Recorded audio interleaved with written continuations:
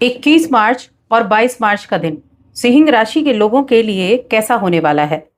सबसे पहले हम इन 2 दिनों के तिथि, नक्षत्र और योग के बारे में बात करेंगे। देखिए 21 मार्च का जो दिन है ये शनिवार का दिन है और ये शुक्ल पक्ष की तृतीया तिथि यानी कि तीसरा नवरात्र रहेगा।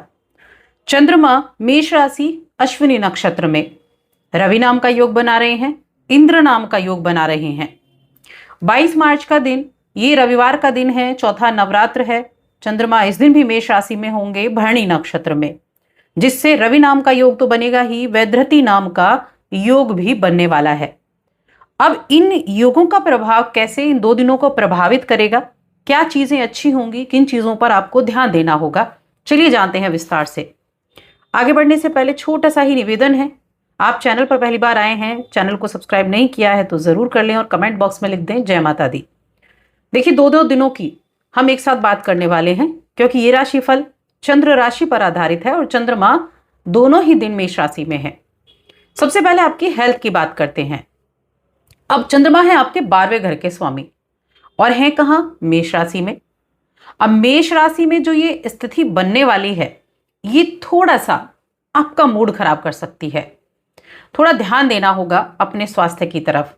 हेल्थ संबंधी छोटी मोटी दिक्कतें भी कई बार बेकार की प्रॉब्लम्स को क्रिएट कर देती हैं, थोड़ा सा तनाव दे सकती हैं।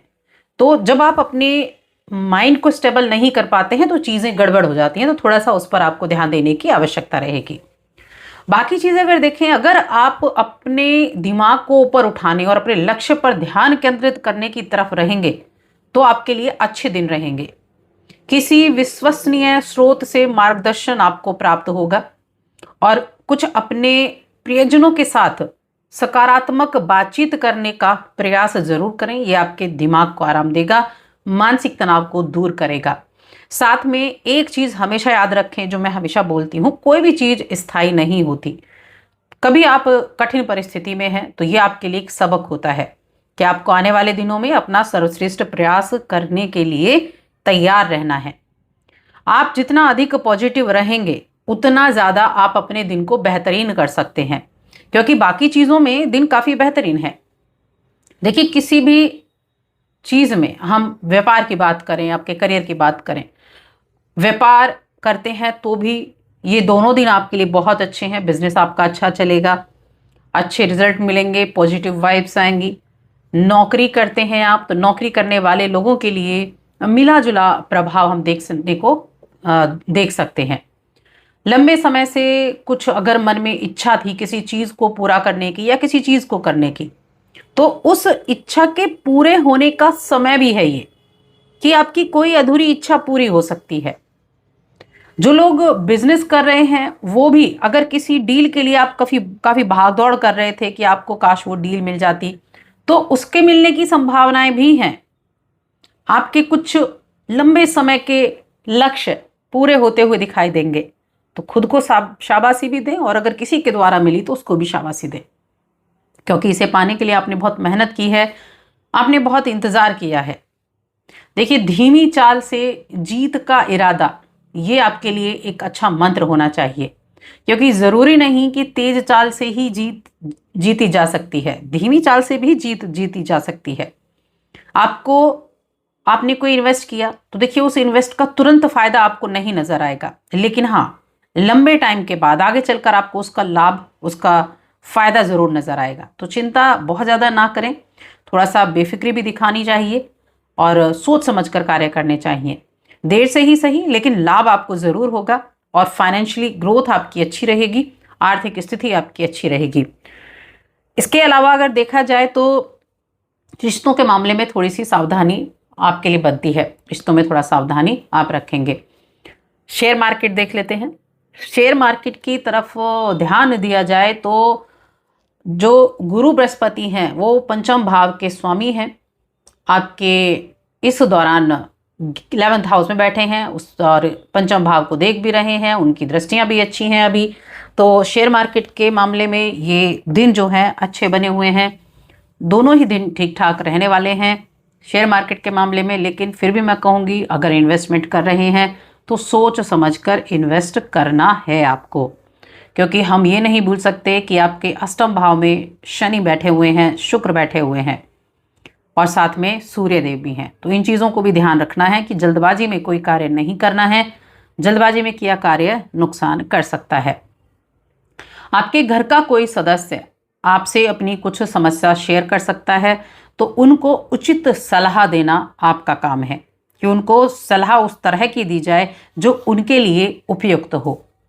अब स्टूडेंट्स की बात करें अगर हम, तो स्टूडेंट्स के लिए अगर आप किसी परिणाम का इंतज़ार कर रहे हैं तो आपके लिए अच्छा है। उस परिणाम से आपको खुशी भी होगी और आश्चर्य भी होगा, दोनों एक साथ होने वाली हैं। तो उनके लिए फिर भी मैं कहूँगी ठीक ठाक है, क्योंकि गुरु की स्थिति अभी काफ़ी अच्छी बनी हुई है आपके लिए। और गुरु की दृष्टि जब पंचम पर है तो शिक्षा के मामले में अच्छा है। और शिक्षा के स्वामी भी गुरु बृहस्पति हैं, ज्ञान देने वाले भी गुरु बृहस्पति हैं। तो यहाँ चीज़ें अच्छी रहेंगी। कुछ छोटे मोटे ट्रैवल भी आपको करने पड़ सकते हैं। और जब हम चंद्रमा की बात कर रहे हैं तो चंद्रमा का जो गोचर है ये आपको ट्रैवल ज़रूर कराएगा। ये आपका कोई लंबी दूरी का ट्रैवल हो सकता है, ये फैमिली के साथ हो सकता है, ये काम काज के सिलसिले में हो सकता है, लेकिन ट्रैवल का योग ज़रूर आपके लिए बना हुआ है। कुछ धर्म कर्म में भी आपकी रुचि रहेगी, धार्मिक रूप से भी आप सक्रिय रहेंगे। कुछ धार्मिक चीज़ों का हिस्सा बन सकते हैं जो आपको खुशी देने का काम करेगा, मन में संतुष्टि देने का काम करेगा। तो यहाँ इन चीज़ों का भी आपके लिए बड़ा अच्छा योग बना हुआ है। अब रिश्तों की बात करें, रिश्तों के मामले में दोनों दिन कैसे आपके लिए रहने वाले हैं। तो देखिए, प्रेम जीवन के मामले में अगर देखा जाए तो प्रेम जीवन में मिला जुला प्रभाव रहेगा। ऐसा हो सकता है कि आपको कोई तोहफा भी मिले। ये 22 मार्च के दिन आपके लिए रहने वाला है। आप बड़े जज्बाती रहेंगे और अगर आपको किसी तरह का कोई तोहफा मिलता है तो उसके लिए शुक्रिया अदा ज़रूर करें।